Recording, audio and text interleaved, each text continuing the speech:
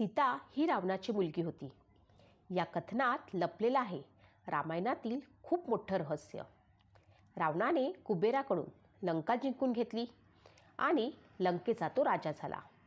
भविष्यवेत्यांनी तुला होणारे पहिले अपत्य तुझ्या लंकेच्या विनाशास कारण होईल असे रावणास सांगितले.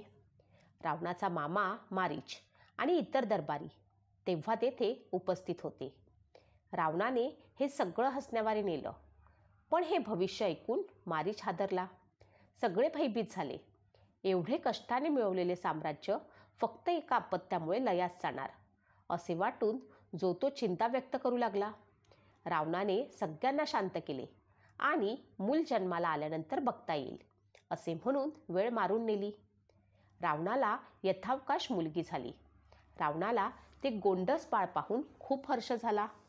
तशी दवंडी लंकेत पिटवण्यात आली. मारीच आता मात्र लंकेवरच्या भावी संकटाने घाबरला. सगळे दरबारी पुन्हा चिंतेत पडले. त्यांना भविष्यवेत्याचे भविष्य आठवले. त्या मुलीला नष्ट करण्यात यावे असे रावणाला सुचवण्यात ठरले, पण कुणाचीच रावणाला तोंड देण्याची हिंमत नव्हती. सर्वांनी हे काम मामा मारीच यांच्याकडे सोपवले. मारीच याने रावणाजवळ हळूच विषय काढला आणि भयंकर भविष्याची आठवण दिली. तुझ्या मुलीला नष्ट करण्यातच आपल्या लंकेचे हित आहे असे सांगितले. पण रावण मारीच्यावरच उसळला. असे कदापि होणार नाही असे सांगितले. मारीच निराश झाला. आता मात्र रावण सावध झाला. आपल्याच दरबाऱ्यांपासून आपल्या मुलीला धोका आहे हे त्यानं ताडले. त्याने डोळ्यात तेल घालून स्वतःच्या प्रिय मुलीवर लक्ष ठेवले. इतकेच नाही तर कुठे युद्धाला जायचे असेल तरी त्या लहान बाळाला तो सोबत घेऊन जाऊ लागला. एकदा असेच मध्य भारतात रावण मारीच्यासोबत युद्धासाठी गेला होता. सोबत अर्थातच त्याची लाडकी मुलगी होती. तिचे रक्षण करण्याची जबाबदारी मारीच्याकडे सोपवून रावण सैनिकासमवेत आघाडीवर गेला. मारीच ज्या संधीची वाट बघत होता ती सापडली. ती गोंडस मुलगी त्याच्याकडे बघून हसत होती, पण मारीचाच्या मनात तिला नाहीसे करण्याचे मनसुबे चालले होते. त्याचा हात तलवारीजवळ गेला, पण त्या मुलीनं त्याचे बोट घट्ट पकडले. त्या निष्पाप चेहऱ्याकडे बघून त्याला तिला मारावेसे वाटेना. त्याची मनस्थिती द्विधा झाली. त्यानं एका विश्वासू सेवकाला रावणाच्या मुलीला घनदाट जंगलात नेऊन मारण्यास सांगितले. तो सेवक तिला हातात घेऊन जंगलात शिरला. बराच वेळ त्याची पायपीट चालली होती. इतक्या वेळात त्या सेवकाच्या मनात त्या मुलीविषयी करुणा उत्पन्न झाली. त्या मुलीला आपण न मारता सोडून देऊ आणि मारीचाला तिला मारल्याचे सांगू असे त्याने मनात ठरवले. पण एवढ्याशा बाळाला कुठे सोडावे हेच त्याला समजत नव्हते. ह्या विचारात चालत असताना त्याचा पाय पाऊस झाल्यामुळे तयार झालेल्या खड्ड्यातील गाळात रुतला. त्यात अचानक त्याला दुरून माणसांचे बोलणे ऐकू येऊ लागले. तो घाबरला. त्यानं त्या मुलीला गाळात ठेवले. स्वतः धडपड करून कसा तरी बाहेर पडला आणि जवळच्या उंच झाडावर लपून बसला. वैदेह अर्थात मिथिला नगरीचा राजा जनक त्याच्या शेतावरून सैनिकांसोबत राजवाड्याकडे परतत होता. लहान बाळाचे रडणे त्याच्या कानावर पडले. राजा जनक त्या खड्ड्याजवळ आला. त्याला सुंदरसे बाळ गाळात पडलेल्या अवस्थेत दिसले. त्यानं ताबडतोब सैनिकांच्या मदतीने जवळचा नांगर गाळात टाकला. त्या नांगराच्या मदतीनं त्यानं त्या मुलीला बाहेर काढले. ही मुलगी कोण येथे ठेवून गेले असावे असा प्रश्न त्याला पडला. त्याने आसपास शोध घेतला, परंतु शोध लागला नाही. अपत्यहीन जनकानं ती मुलगी परमेश्वराचा प्रसाद मानून तिचा सांभाळ करण्याचे ठरविले. मारीचाचा सेवक झाडावरून सगळे बघत होता. जनक त्या मुलीला घेऊन निघून गेल्यावर तो खाली उतरला. त्याला त्या मुलीला कुणीतरी सज्जन लोक घेऊन गेले याचा आनंद झाला, पण मारीचाला काय सांगायचे असा प्रश्न त्याला पडला. त्याने आपलेच बोट तलवारीने कापले आणि त्याचे रक्त मारीचाला दाखवले आणि काम फत्ते केल्याचे सांगितले. मारीचाला आनंद झाला. आपली लंका भावी संकटातून बचावली याचा त्याला आनंद झाला. त्याने रावणाला काय सांगायचे ह्याचे उत्तर तयार ठेवले होते. परतल्यानंतर रावणानं मुलगी कोठे आहे असे मारीचाला विचारले. वन्य श्वापदांनी अचानक हल्ला केला आणि मुलीला ओढून घेऊन गेले असे सांगितले. रावणाने क्रोधित होऊन मारीचाला खूप शिव्या दिल्या, मोठा संताप केला. तो मारीचाला मारण्यास धावला, पण इतर सैनिकांनी त्याला ओढले. रावणाला त्याच्या मुलीचा चेहरा आठवून रडू कोसळले. त्याला कसेबसे लंकेत आणले गेले, पण मुलीच्या वियोगानं दुःखातून त्याला बाहेर पडणे जमले नाही. मध्यंतरी बरीच वर्ष गेली. जनक राजाची मुलगी सीता उपवर झाली. तिला पराक्रमी पती लाभावा म्हणून जनकाने सीतेचे स्वयंवर करण्याचे ठरविले. देशोदेशीच्या राजांना स्वयंवराचे आमंत्रण गेले. रावणालाही आमंत्रण गेले.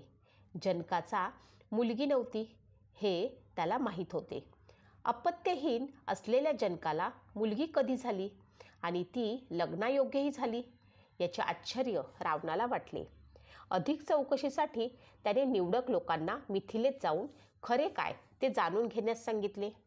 सेवकांनी जनक राजाला ही मुलगी बऱ्याच वर्षांपूर्वी जंगलात सापडली असे रावणाला गुप्तरित्या चौकशी करून आल्यानंतर सांगितले. रावणाला त्या काळात तो युद्धासाठी त्या भागात गेल्याचे स्मरले. सीता ही आपलीच मुलगी आहे असा संशय रावणाला आला. त्यानं मारीचाला आत्ता ताब्यात घेतले. खरे सांगण्यास सांगितले, नाहीतर तू माझा मामा आहे हे मी विसरून जाईल आणि तुझा शिरच्छेद करेन असे धमकावले. मारीचाने घाबरून सर्व वृत्तांत कथन केला. ज्या सेवकाला मारीचाने सीतेला जंगलात मारण्यास सांगितले होते त्याला बोलावण्यात आले. त्याने जसे घडले तसे सांगितले आणि जनक राजा तुमच्या मुलीला घेऊन निघून गेला हे स्वतः बघितल्याचे सांगितले. मारीचाने आपण हे लंकेच्या आणि पर्यायानं आपल्या भल्यासाठी केले असे रावणाला स्पष्टीकरण दिले. इतर दरबारी लोकांनी मारीचाला पाठिंबा दिला. रावणाचा क्रोध काहीसा कमी झाला. रावणानं मारीचाला आणि सेवकाला मोठ्या मनानं माफ केले. आपली मुलगी जिवंत आहे ह्याचाच त्याला खूप आनंद आहे. आता तिला आपल्या हक्काच्या पित्याच्या घरी लंकेत आणू आणि स्वतः तिचे लग्न एखाद्या सम्राटाशी लावून देऊ असे त्याच्या मनाने घेतले. त्याने सीतेच्या आणण्यासाठी मिथिलेत जाण्याचे ठरवले. जनकाला सर्व इतिहास सांगून सीतेला परत आणण्याचा त्याचा मानस होता. त्याला मिथिलेत पोचायला उशीर झाला.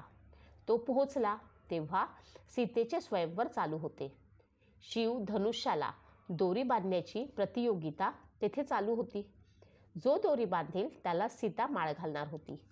रावण हतबुद्ध होऊन बघत होता. त्यानं नशिबाला दोष दिला. आता सीतेनं एखाद्या चांगल्या वराला निवडावे म्हणजे झाले असे त्याला वाटले. तेवढ्यात टाळ्यांचा कडकडाट आणि जय जयकार झाला.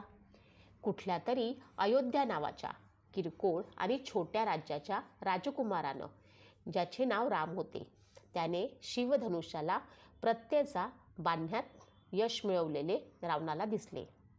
रावणाला हे अजिबात आवडले नाही, कारण लंकेसमोर अयोध्या हे त्याच्या दृष्टीनं अगदीच छोटे राज्य होते. रामाबद्दल त्याला चांगल्या गोष्टी समजल्या तेव्हा त्यानं आपला राग गिळला. कुणाशी काहीच न बोलता मारीसोबत तो पुन्हा लंकेला आला.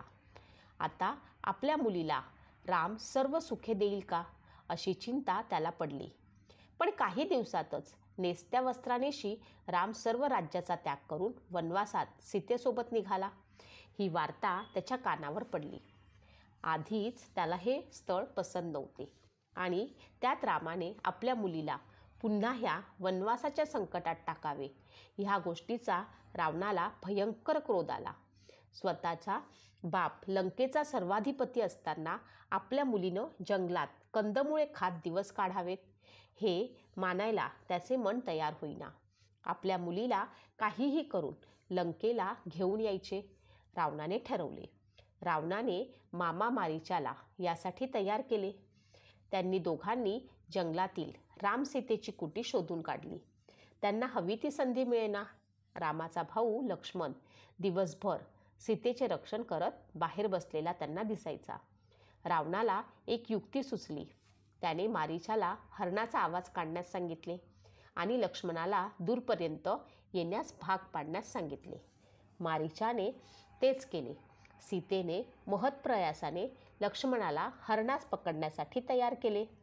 लक्ष्मण हरणास पकडण्यासाठी गेला आणि आपल्या प्रिय मुलीला घेऊन जाण्यासाठी गोसाव्याचे रूप घेऊन रावण हातात भिक्षापात्र घेऊन सीतेसमोर उभा राहिला. पुढे झालेले रामायण आपल्या सर्वांनाच माहिती आहे. ही दिलेली माहिती मला खूपच रंजक वाटली म्हणून तुमच्यासोबत शेअर केलेली आहे. ती तुम्हाला कशी वाटली याबद्दल कमेंट्समध्ये नक्की सांगा.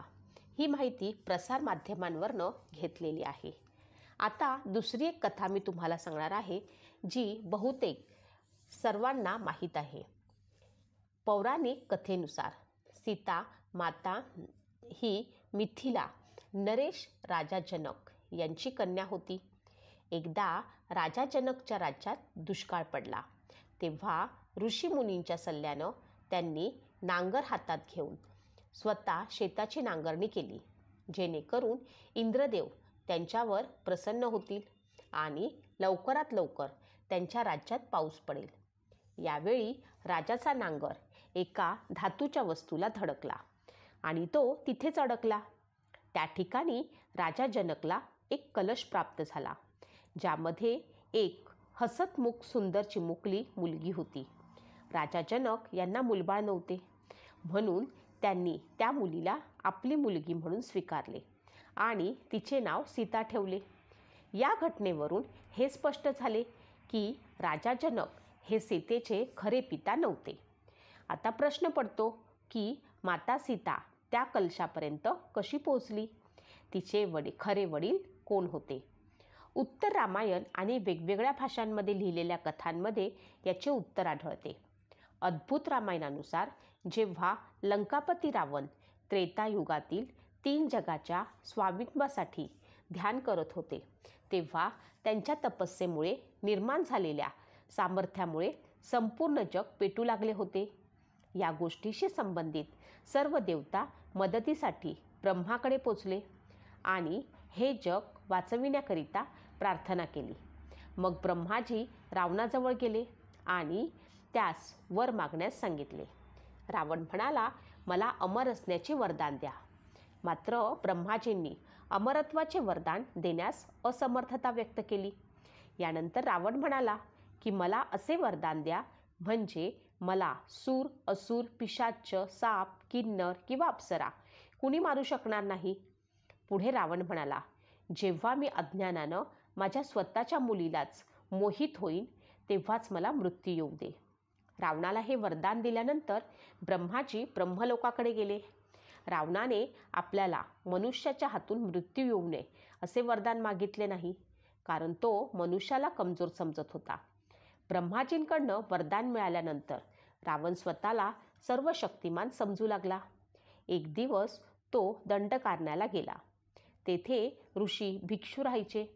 रावणाला त्या मुनींना मारणे योग्य वाटले नाही. तो म्हणाला, हे ऋषीमुनी, मी तुम्हाला जिंकण्याची इच्छा व्यक्त करतो.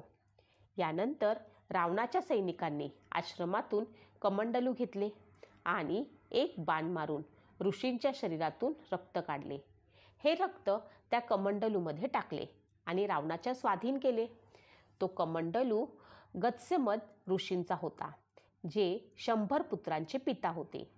त्यांना आपल्याला एक मुलगी असावी अशी तीव्र इच्छा होती. देवी लक्ष्मीकडे त्यांनी आपल्या घरी मुलगी व्हावी म्हणून प्रार्थना केली होती. पुत्रप्राप्तीसाठी अभिमंत्रित केलेले दूध ऋषींनी त्या कमंडलूमध्ये ठेवले होते. याच कलशात रावणाने ऋषी मुलींचे रक्त भरले. हे कमंडलू घेऊन रावण लंकेच्या दिशेने गेला. लंकेला पोचल्यावरती त्यांनी पत्नी मंदोदरीला कमंडलू दिले आणि सांगितले की या कमंडलूमध्ये विषारी रक्त भरले आहे, तेव्हा त्याची काळजी घ्या. यानंतर रावणाची दहशत सतत वाढू लागली. त्यानं राक्षस, यक्ष, गंधर्व मुलींचे अपहरण केले आणि मंदारचल हिमवान आणि मेरूच्या जंगलात राहायला गेला. मंदोदरीला हे सर्व आवडले नाही आणि एक दिवस तिने असे जीवन त्यागून देण्याच्या विचारानं कमंडलूमध्ये ठेवलेले विषारी रक्त प्यावे असा निर्धार केला. त्या कमंडलूतील अभिमंत्रित दुधाच्या सेवनामुळे मंदोदरीची गर्भधारणा झाली. त्यामुळे लंकापती रावण अनेक वर्ष तिथे नव्हता. अशा परिस्थितीत राणी मंदोदरीला वाटले की जर तिला मूल झाले तर राजवाड्यातील स्त्रिया तिच्या चारित्र्याबद्दल वाईट साईट बोलतील. या भीतीनं मंदोदरी यात्रेबद्दल खोटे सांगून विमानानं कुरुक्षेत्रात आली. तिथेच तिनं एका मुलीला जन्म दिला आणि तिला कलशात ठेवून जमिनीत पुरले. काही काळानंतर नांगरणी दरम्यान राजा जनकाला तो कलश सापडला. रावणाला सीता आपली मुलगी आहे याची कल्पना नसल्यामुळे तो अज्ञानानं स्वतःच्याच मुलीवर अर्थात सीतेवरती मोहित झाला आणि त्याच्या याच चुकीमुळे त्याचा मृत्यू झाला. माता सीतेचा पती अर्थात भगवान श्रीराम मानवी रूपात जन्मले आणि त्यांनी रावणाचा वध केला. त्यामुळे माता सीतेची आई मंदोदरी होती हे या अद्भुत रामायणाच्या कथेवरनं स्पष्ट झाले आहे. मंदोदरीचे पती असल्यानं लंकापती रावण सीतेचा पिता झाले. तथापि सीतेचे वडील गत्सेमद ऋषी असल्याचे काही लोकांचा विश्वास आहे.